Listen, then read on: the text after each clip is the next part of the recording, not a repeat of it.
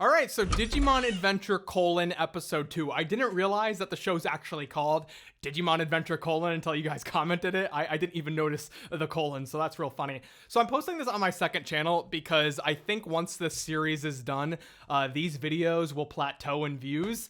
And although they will initially get a lot more views on that channel, I don't want to have 26 to 70 videos about one series because that'll totally tank the views for the rest of my backlog. So second channel. Also, the rest of these videos are going to be a lot less edited than episode 1 because originally I was just going to do a review of episode 1 and then wait for the season to end. But fortunately, you guys like that video a lot, so I'm going to keep going these thoughts and opinions videos a lot less edited over here on the second channel. So I have 3 major takeaways from episode 2. The first is going to be how they characterized Matt. The second is going to be the episode as an adaptation or an homage to our war game. And third is going to be about that controversial reveal at the end of the episode. Yeah, I'm not looking forward to giving my hot takes on that. But first, hot takes on Matt. So my biggest concern with the last episode wasn't that they were adapting our war game. It was Matt being revealed that way at the end of the episode. For those of you who are new to Digimon and are kind of watching my opinions as it goes along, so Matt is a kind of edgy boy character in Digimon. As the series goes on, you find out that he's not really this edgy bad boy, but in fact, he's kind of this introverted sweetheart. So Matt created this archetype of sort of the edgy bad boy character. There's Rika in Digimon Tamers, there's Koji in Frontier, Thomas in Digimon Savers, and then there's Christopher in Digimon Fusion. I'm sorry that I'm mixing up Japanese and English names, deal with it. I'm primarily going to be using English names, by the way. And so characters like Koji and Christopher sort of had this mysterious aura to them. So their character arcs kind of involved them being loners and then joining the group later on. And I was worried they were going to do that with Matt, but they're not. So I'm incredibly happy. The moment where I realized they nailed down Matt's character was first when he allowed Tai to go for the killing blow because he realized that was the best strategy.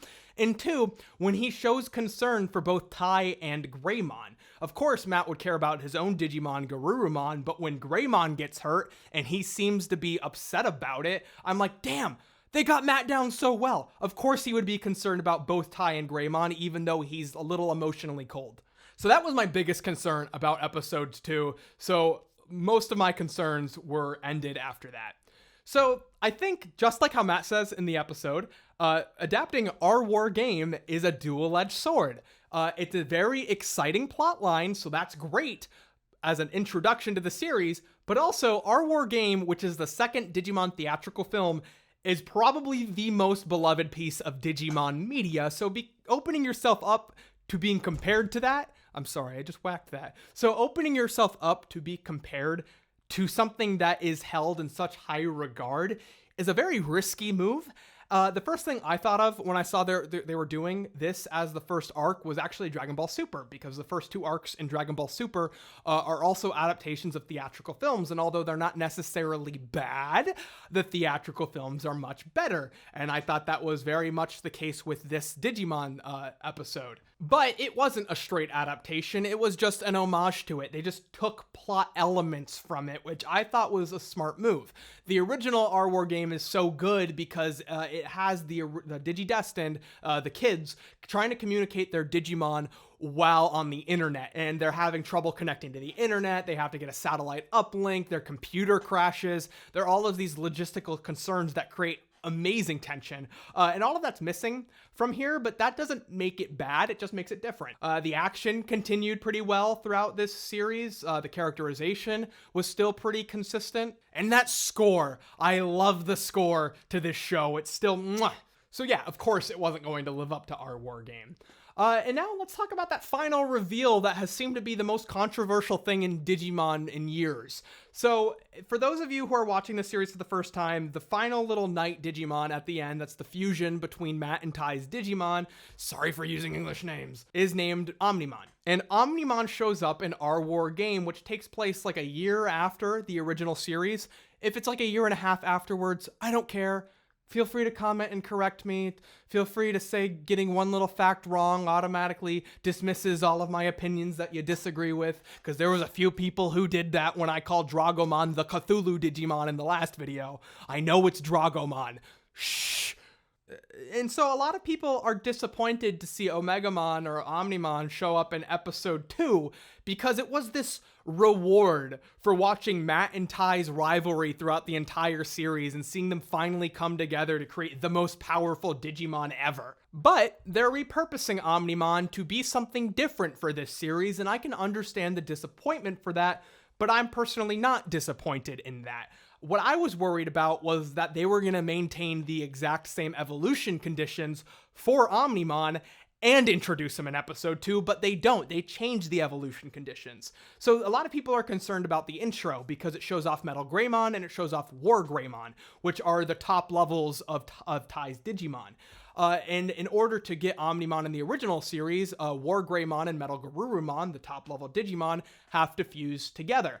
But they didn't do that. They changed the evolution conditions, and because of that, I had a lot of the worries I personally have were calmed a lot. Because changing the evolutionary conditions tells me that they're changing the role Omnimon plays. A lot of people are saying they're rushing through things by revealing Omnimon so soon, but if they change what Omnimon is, that's not really rushing through things, that's redefining things. I have two speculations for what they're going to do with Omnimon moving forward. The first is it's going to be a very conditional evolution.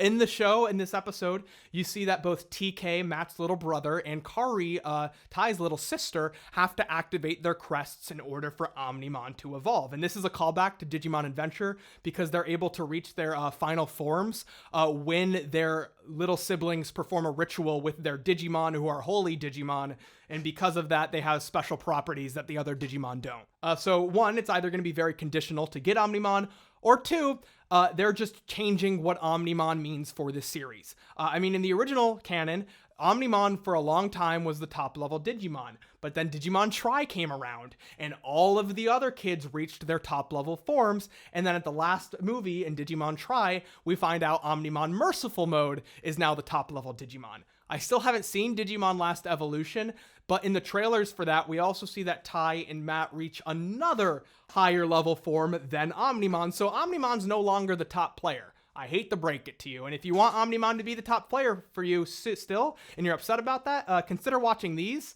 because in these, Omnimon is still the top player, and Omnimon is still the character you want him to be. Also, just a pipe dream speculation, the head writer for this is a Digimon 02 writer, and seeing a DNA Digivolution through 2 champion level Digimon has me having a little pipe dream that we may see some more DNA Digivolutions in this series. And if they wanted to introduce that earlier on, you could either repurpose Omnimon to be a little different than he originally was, or you could have created a weaker version of Omnimon. So I don't know which one would have been preferable. I am watching this with a newcomer, and that helped calm my worries about the Omnimon reveal a little bit more. I'm watching these episodes twice before I make these videos. The reason why it calmed me a little bit more is because I remembered that to us, Omnimon is this amazing top-level Digimon, but only because we know the context in which Omnimon was originally created in the original show.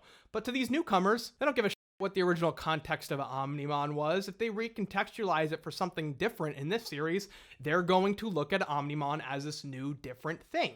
And if you want to enjoy this series, I recommend you try to swallow those changes a little bit easier. There are going to be changes in this series, and there are going to be things that are questionable. But let's wait till the series is a whole before we start judging those changes, because yes, this Omnimon reveal might end up being the worst thing to ever happen in fiction, but also it might end up being something that is perfectly harmless. We're not gonna know until we can see the whole picture. So I'm not worried about Omnimon yet, but I might be in the future. So yeah, disagree with me, comment down below. Maybe in the next video, I'll actually engage with the comments a little bit more so we can keep this as a conversation going. I wasn't originally planning on continuing this after past the first video, so that's why I'm not doing it now. But comment down below. Yeah, let's get these videos going. Let's get them pumping. All right, and I'll see you for episode 3, our War Game 2. That's not the title of the episode. I don't know what it is.